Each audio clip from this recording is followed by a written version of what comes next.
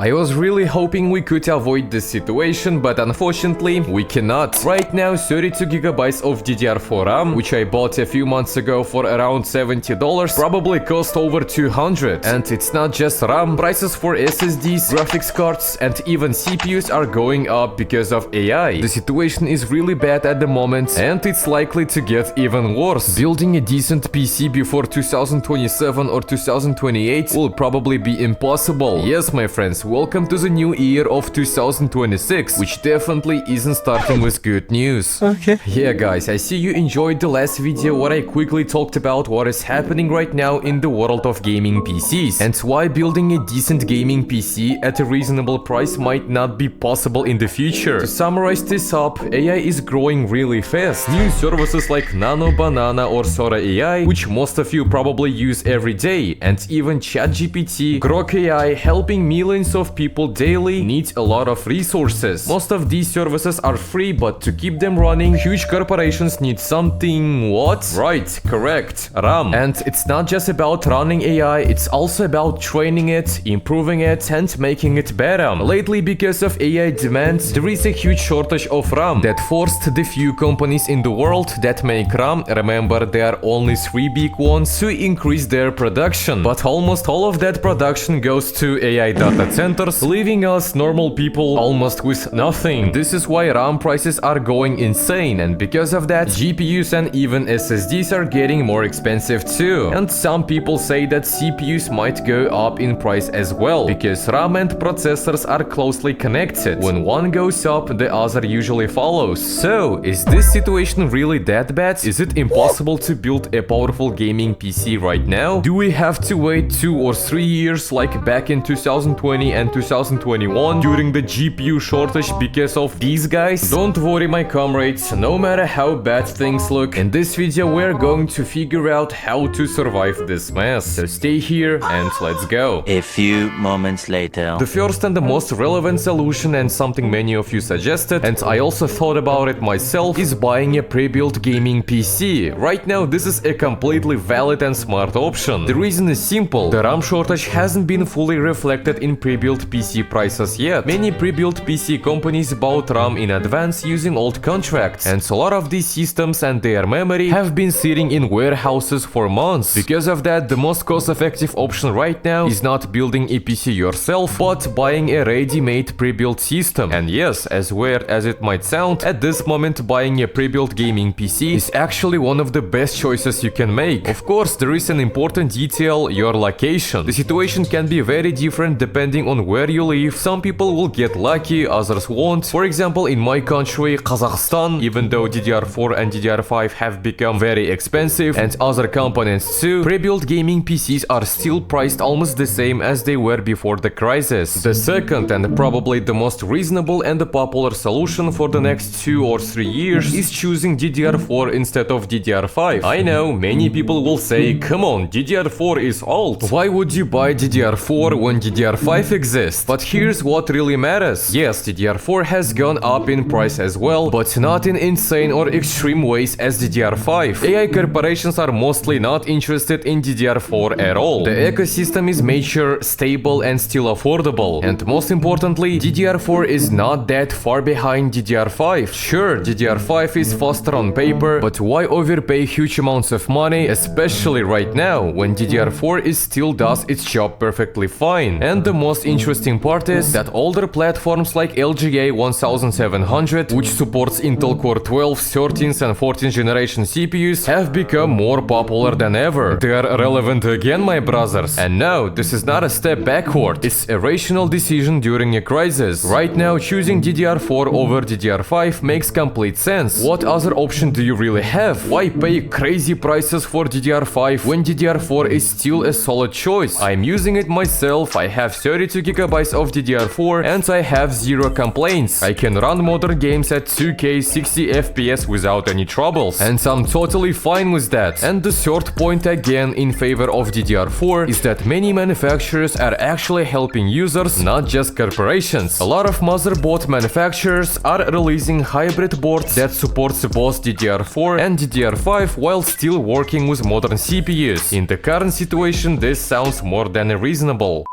Now let's talk about the next option, gaming laptops. Yeah, it might sound obvious, but it's actually a very solid and underrated solution. A gaming laptop can be a good way to survive the next several years, and if you are a student, it makes even more sense. Usually their RAM is often non-standard, and AI corporations are almost not interested in them at all. Because of that, buying a gaming laptop is still a reasonable and justified option, even though it can be quite expensive, but not as expensive as building a gaming PC in this period. Now the most weird solution I saw from Instagram Reels, which is definitely not for everyone, is using laptop RAM adapters. Yes, you heard that right. As many of you know, laptop RAM is different. It's smaller, uses different form factor, and in most cases it's not something AI companies care about. Because of this, the price of laptop RAM hasn't changed that much yet. Of course, this could change in the future, but for now, the situation is almost stable. Special laptop RAM adapters have appeared in the market, and they allow you to connect laptop memory to a desktop PC. Yeah, crazy, I know. Of course, it's not very practical and you do lose some performance, but in the current situation, it can work as a temporary solution. Sure, it will be slower, but at least you will have some RAM. Even 32GB at lower speed is still better than having no RAM at all, and it's much cheaper. This really shows how broken the market is and how desperate people are becoming just to get memory for their gaming PCs.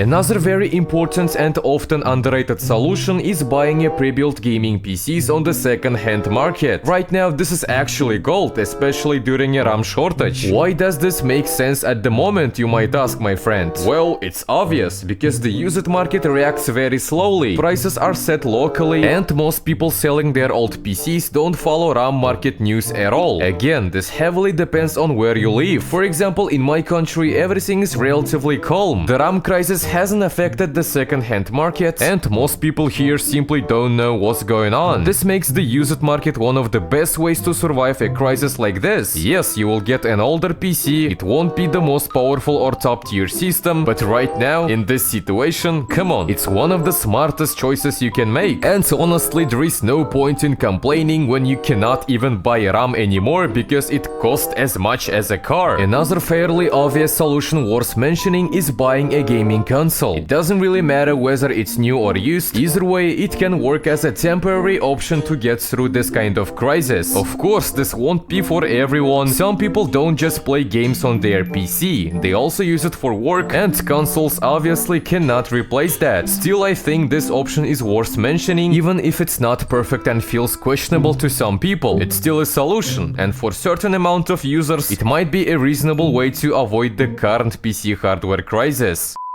And the very last solution, which might sound like self-deception, is simply accepting the situation and stopping yourself from thinking about upgrades for a while. Before the crisis, I'll be honest with you, when I upgraded to 32GB of DDR4 RAM, I thought it probably wouldn't be enough. I was already planning to move to DDR5 and 64GB in the near future. But after seeing what is happening right now, how RAM is becoming expensive, I completely changed my mind. Now I look at my PC and think, wow, I'm actually lucky I even have 32 gigs. And the reality is, some people don't even have that. The logic here is simple. Be satisfied with what you already have. If your computer can handle its main job, which is running your favorite games without any troubles, then why upgrade at all? Yeah, I think you get the idea. And that's pretty much it. I hope all of these tips will help you, and me too, get through everything that is happening right now. And yes, my comrades, someday in the future, we will be able to build our gaming PCs again. Thank you so much for watching, and see you next time. Goodbye.